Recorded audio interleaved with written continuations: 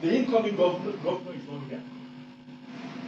But we have his father, like I said earlier, in our midst.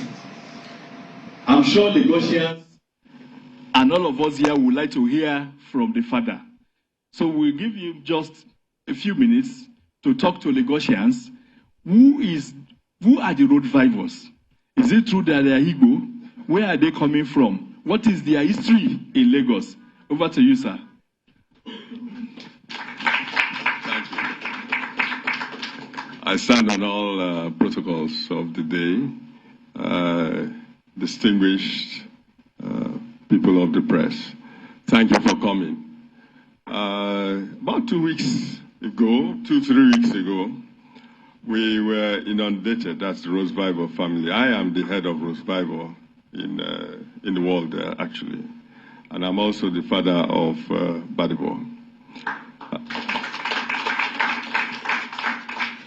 So about 2-3 weeks ago, we were inundated with a tissue of lies and fabrication, all kinds of propaganda that actually shocked us. You know, sometimes you hear something they say about you and you begin to pinch yourself. Is this really true? You begin to doubt yourself. And so I had to do a video. I did a video about that. And this video traced back with all the names and dates, all the illustrious judges and lawyers up to 100 years back. Every generation we had a lawyer, we had a doctor. My brother just retired from the Supreme Court without blemish, and that was about 2-3 years ago. That's the last one on the bench so far.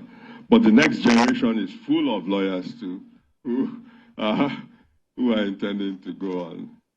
Some of them in private practice, some to business, and some onto the bench. So I thank Afenifere because Afenifere has come out with substantial gravitas in backing us, in lifting us. You know, sometimes you are what you are, but if you don't have people around who can push you up, it can be a very lonely fight.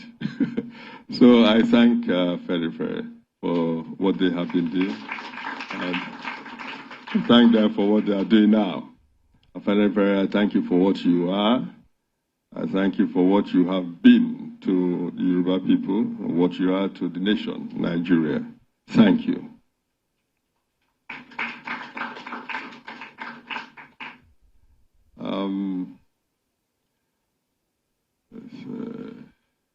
It is true that there's this momentum that commenced at the point of SARS, NSARS.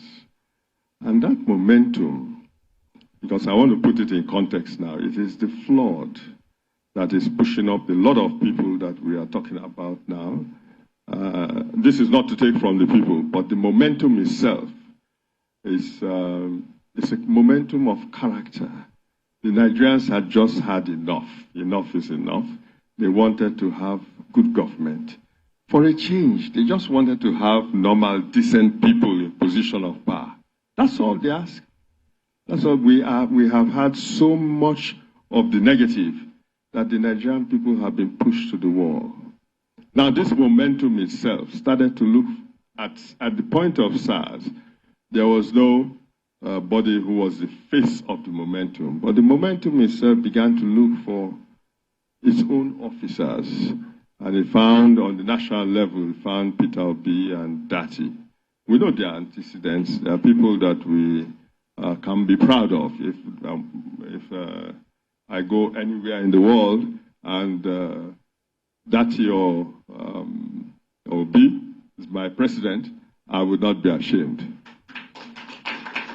But you can imagine when I go into Heathrow or wherever, and the person who won, the elect, is my president. You know, my passport, I begin to try and see whether I can turn the green to yellow.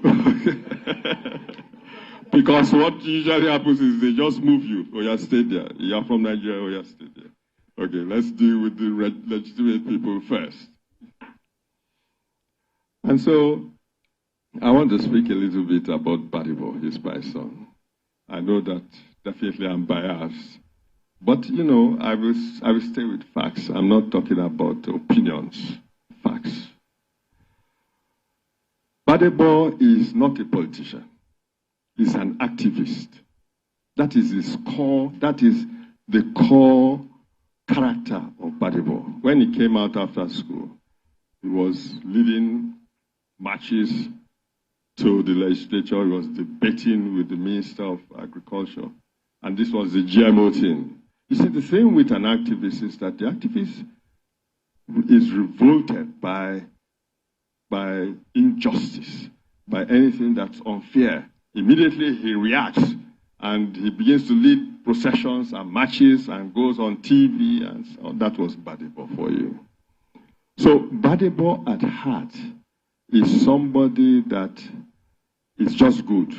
It's as simple as that. He's just a good man because he will react to anything negative, and he reacts violently to anything negative. He goes on marches and he does all kinds of things within the law to ensure that he's able to change the status quo.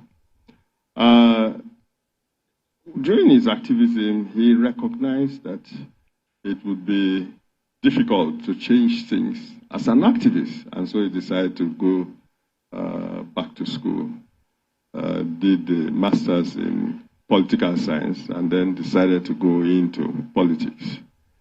Now, prior to this, when Badibo started school here at Chrisland, and then went on to ISL, that's the University of Lagos Secondary School. He didn't finish there, but he finished at EAB in Paris. And then this is where I noticed myself as the father that this boy was different too. There was this graduation ceremony. I was there in Paris. And the valedictorian was making his speech. But before he made his speech, he said that there is somebody here in this class. And you know, that's a white class, so the French boys. He is black. There's somebody here in this hall who is responsible for what I am today. That's the valedictorian. That's the man who led the class. And he began to tell us about Badibo, that he didn't know this valedictorian was into up on chemistry and physics, but that Badibo spent time, including going out in inclement weather where it was in winter and all that, to go and lecture him and teach him. And then now he is what he is. You can imagine how I felt. I was sitting there, and you know, he is not the valedictorian, but the valedictorian himself is admitting that this is the person who made him what he is. So you find that Badibo has this spirit of love. He has the spirit of, he can easily go into your situation and understand your situation and sit down with you and find a solution to it. This is what he brings to government. The second anecdote that I recall was one day at MIT. I called him and we were talking. He says he's spending 3 days, the third day in the studio. I said, what are you doing for 3 days straight in the studio? How you don't sleep?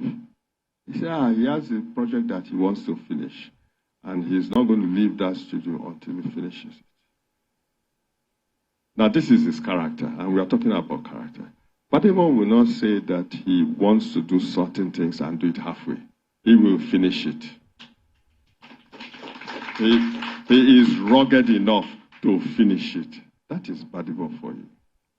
Finally, I want us to recognize the role of God in everything that we are doing.